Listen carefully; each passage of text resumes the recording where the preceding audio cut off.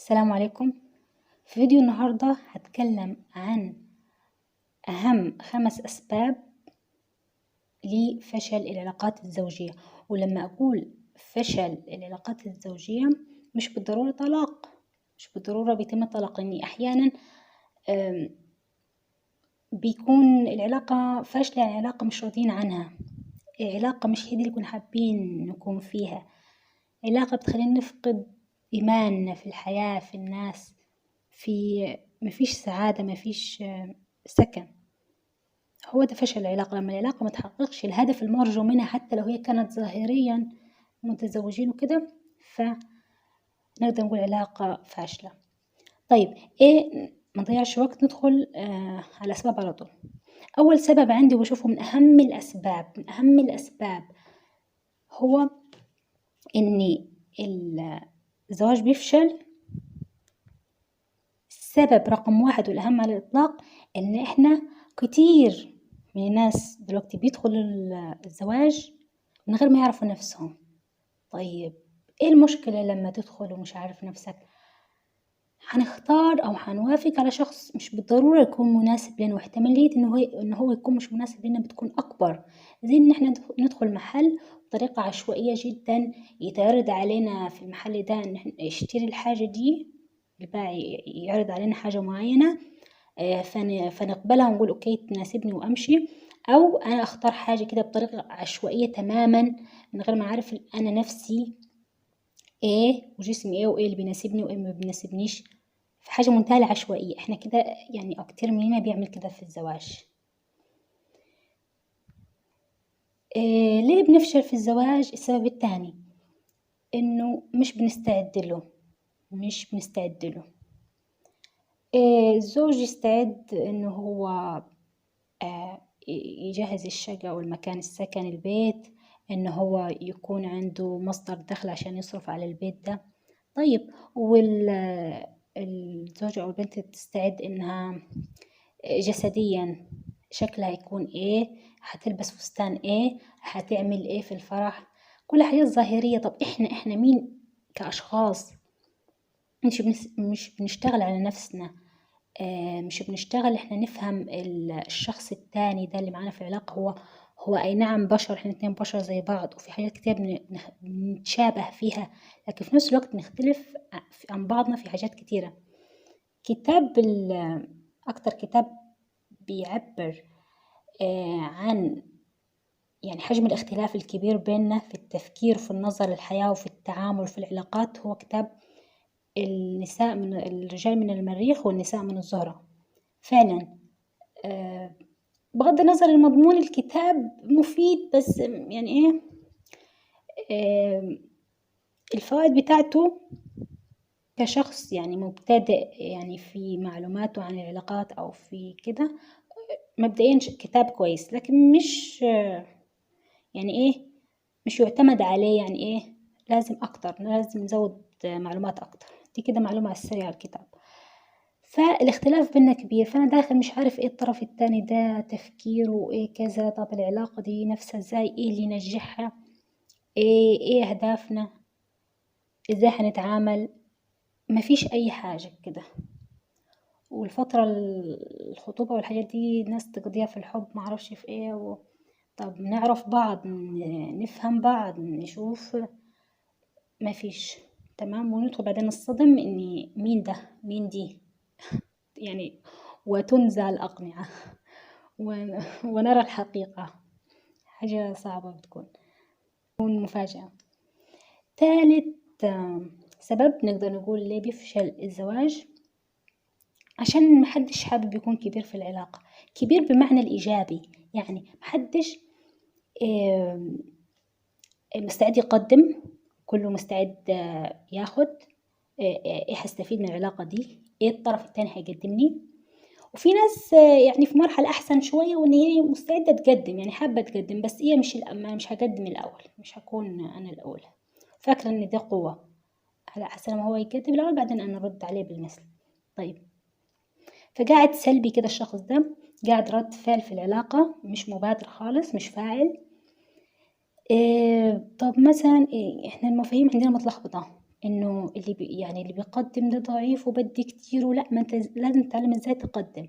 بمعنى أنت لما تبادر وتدي الأول تقولش تدي تدي تدي، لا أنت بتبادر وتعطي بحيث إيه تشوف استجابة الطرف الثاني، مش تستنى أنت كده بتسرع العملية، تشوف إيه رد فعله، هيرد عليك بالمثل، هيثبت لك إنه هو يستحقك، يستحق وقتك، يستحق اهتمامك وعطائك. عشان كده أشخاص مبادرين أشخاص مش بيضيعوا وقتهم مع أشخاص ما بيستحقوهمش. هتعطي، فالشخص اللي معاك أعطاك، فالعطاء متبادل، في العلاقة ماشي، العلاقة ديناميكية متحركة، أوكي كده تمام، ممتازين انتوا. فالعلاقة في الحالة دي بتكون حية، العلاقة بتكون حية فيها حياة، مش علاقة ميتة وفاشلة. رابع سبب ومن الأسباب المهمة جدا وشائعة طبعا في عصرنا الحالي، عصرنا الجميل، يعني عمالة كل ما عمالة تشتد يعني ايه حدتها، انه الاتنين بيبقوا داخلين متحفزين، او على الاقل واحد فيهم داخل متحفز، وكانوا داخلين حرب وداخلين باستراتيجيات وخطط، تمام، وفي صراع بقى، مش ايه، مش تكامل، مش احنا مع بعض واحنا فريق، لا، صراع على السلطة، كل واحد هو فريق لوحده، مش فريق مع بعض احنا، صراع على السلطة، على القوة، مين هيمشي كلامه الأكتر، مين هيمشي البيت على مزاجه. بيحاربوا بشراسة على كده، على كل واحد على الهدف بتاعه. طيب فبقيت عندنا ناس بتقدس القوة طبعا الظاهرية. مين قال ان هي دي القوة الحقيقية؟ مين قال ان الصراع واني انا ماشي كلامي وانا معرفش ايه والسيطرة ان هي القوة؟ فناس افترضت ان دي القوة اولا، وافترضت ان القوة اهم من الحب، حتى لو مقالهاش كده صراحة، حتى قال لا الحب اهم وما اعرفش ايه، بس كل تصرفاتهم يقولوا ان القوة، وان انا اكون اظهر ان انا الاقوى، وان انا امشي كلامي وكرامتي ومعرفش ايه. حب القوة بالنسبة للناس سيطر، طغى على ايه تقديس من الحب او قوة الحب. فخلاص محدش بيستثمر في العلاقة دي، محدش بيعمل حاجات اللي بتزود المودة والرحمة في العلاقة دي، لكن بيعملوا ايه؟ بيعملوا كل حاجة بقى تهد المودة والرحمة، كل حاجة ايه تقتل، تطعن المودة والرحمة كده وتوقيدها وتنهيها خالص. طبعا لما يكونش فيه مودة ورحمة فما فيش سكينة، ما فيش عندنا ايه الحاجة اللي ايه الهدف اللي بيجتمعوا عليه الأزواج، مفروض إنهم يحققوا السكينة في العلاقة دي. يكون عندنا علاقة واهية، علاقة ضعيفة هشة، الرابطة فيها ضعيفة، الرابطة الزوجية فيها ضعيفة. ليه؟ لأن الأزواج مش بيدوها الغذاء بتاعها اللي يخليها تنمو وتقوى، غذاء السكينة، غذاء اللي هي اللي بينتج عن الرابطة الزوجية القوية. مش عندنا سكينة، مين بيغذيها السكينة دي؟ المودة والرحمة. زي ما ربنا قال في الآية سبحانه وتعالى: أعوذ بالله من الشيطان الرجيم، بسم الله الرحمن الرحيم: ومن آياته أن خلق لكم من أنفسكم أزواجا ومن آياته أن خلق لكم من أنفسكم أزواجا لتسكنوا إليها وجعل بينكم مودة ورحمة إن في ذلك لآيات لقوم يتفكرون. تمام؟ فهي دي بقى ايه العلاقة اللي ربنا كان يقصدها والله، يعني مش العلاقة التانية دي خالص. التانية دي خالص يعني ايه، نسميها أي حاجة غير زواج، يعني يفضل يعني أي اسم ممكن نقوله عليها عادي، شراكة، مشروع، يعني نسميها أي حاجة، بس زواج لا. العلاقة اللي كان ربنا حابب إن الناس تكون فيها واجتمعوا عليها هي العلاقة دي اللي فيها السكن، اللي مبنية على المودة والرحمة. لما يعني ايه ما بنتقيش ربنا في بعض، لما ما بنفكرش في الهدف اللي احنا المفروض مجتمعين عليه في العلاقة دي، الزواج بيفشل. السبب رقم 5 وسبب مهم كمان جدا ليه الزواج بيفشل: لما بنفكرش على كبير، لما نفكر تفكير صغير، لما بنكون أشخاص صغيرين وتفكيرنا محدود، وبنركز على أشياء مش مهمة خالص في العلاقة، يعني إيه بتهدم العلاقة أو يعني إيه مش هتساهم في بنائها، ونعمل بقى كل الأشياء تهدم العلاقة دي. العلاقة اللي هي المفروض علاقة مقدسة، أيوة، يعني علاقة مقدسة المفروض هي المفروض ينظر لها كده، بس أما يعني إيه، المفاهيم اتبدلت يعني كل حاجة إيه تشوهت، فما بقتش علاقة مقدسة. ولما ما ننظر لهاش بنظرة إن هي علاقة مقدسة، هنشوف النتائج اللي إحنا إيه بنحصل عليها في الوقت الحاضر.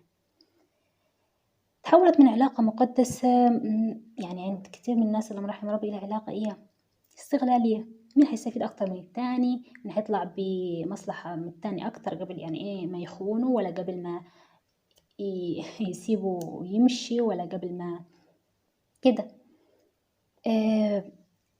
فالزواج بيفشل عشان نسينا القيمة الحقيقية للعلاقة دي، وإن هي أول علاقة نشأت بين اثنين من البشر، ما كانش علاقة يعني إيه أم وابن، أو علاقة أخ وأخت، أو علاقة صديق وصديق يعني، أو علاقة أب وابن أو بنت.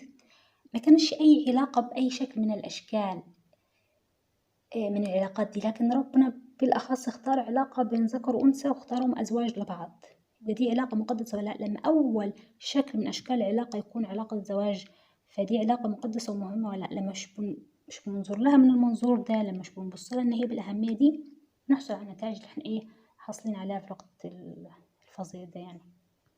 فالعلاقة تحولت من علاقة مقدسة، علاقة فيها تكامل حب تناغم، لعلاقة تنافسية، عداوة وكره مثلا تنافر. مين هيهد أكتر في التاني، مين هيفسد في التاني أكتر، مين هيحطم أكتر في التاني عشان يبقى قوي. طبعا القوة المزيفة، القوة اللي اتبنيناها، المفاهيم كلها اتشوهت دلوقتي عند معظم الناس. مفاهيم ايه القوة يعني عاوزين نفهم ايه القوة، نشوف الرسول، نشوف الناس اللي هي أثرت في الحياة، الناس اللي عملت حاجة فعلا، ووقتها هنفهم ايه القوة. ف فايه الناس مركزة مين هيخلي التاني يضعف أكتر ويضعف، يعني ايه مين هيضعف التاني أكتر ويهده ويحطمه ويخليه يفقد ثقته في الجنس الآخر ايه، وفي الناس عموما، من كتر الحاجات اللي هيعملها فيه، من كتر الأذية هيلحقها بيه. عشان كل الأسباب دي وغيرها من الأسباب، وزي ما قلت طبعا إيه الأسباب يعني قد يطول شرحها، ويمكن يكون في أسباب أكتر من كده طبعا، ولكل حالة أسبابها ما نقدرش نعمم، لكن دي من أكتر الأسباب أهمية. ولو ركزنا عليها، ولو في أشخاص مش في علاقة لسه مثلا هيكونوا في علاقة، فيكونوا إيه يقدروا يستفيدوا من كلامي ده ويتجنبوا إيه الأخطاء اللي كتير غيرهم وقع فيها. وسلام.